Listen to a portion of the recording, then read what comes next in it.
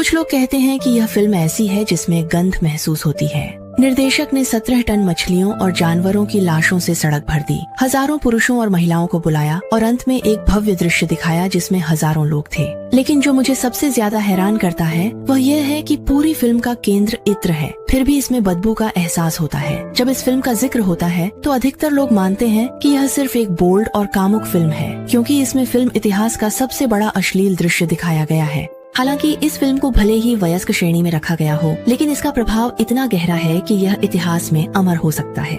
आज मैं आपके लिए जिस फिल्म की सिफारिश कर रहा हूँ वह है परफ्यूम।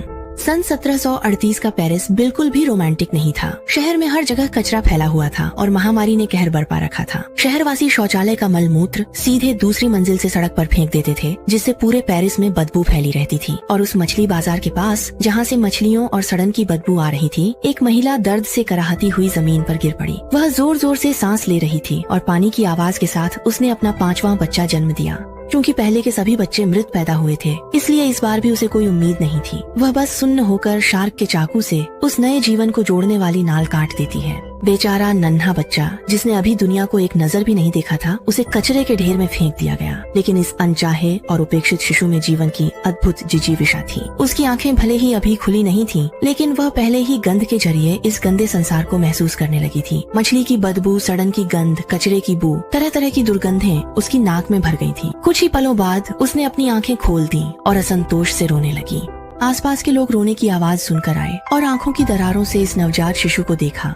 और उसकी माँ इसी रोने की आवाज के कारण फांसी पर चढ़ा दी गई, इसलिए ग्रे के जन्म लेते ही वह अनाथ हो गई। अनाथ बच्चे का ठिकाना स्वाभाविक रूप से अनाथालय ही हो सकता था, लेकिन यहाँ आने के बाद से वह मासूम बच्ची बिना वजह अन्य बच्चों द्वारा बहिष्कृत की जाती रही, यहाँ तक कि वे उसे पालने में दम घोंट कर मारने वाले थे। अच्छा हुआ कि समय रहते प्रबंधक ने हस्तक्षेप किया, जिससे उसकी जान फिर बच गई। करीब 5 साल की उम्र में भी वह अब भी बोल नहीं पाती थी, लेकिन उसकी नाक असाधारण रूप से संवेदनशील थी। वह न केवल हर व्यक्ति की खास गंध पहचान सकती थी, बल्कि आसपास की चीजों को भी महक से पहचान लेती थी। यहाँ तक कि वह भोजनालय से कई मीटर दूर रखे मेंढक के अंडों की गंध भी सटीकता से पहचान सकती थी। दुर्भाग्यवश उसकी यह प्रतिभा भी उसके लिए कोई मुक्ति नहीं बन सकी। 13 साल की उम्र में प्रबंधक ने उसे जानवरों की तरह बेच दिया और बहुत कम दाम में एक चमड़ा बनाने वाले को सौंप दिया। लेकिन जैसे ही प्रबंधक पैसे लेकर वहाँ से गया, कुछ लुटेरों ने उसका गला दबा दिया। यह भी मानो यह संकेत देता है कि जो भी उसे अनदेखा करता है उसका अंजाम अच्छा नहीं होता।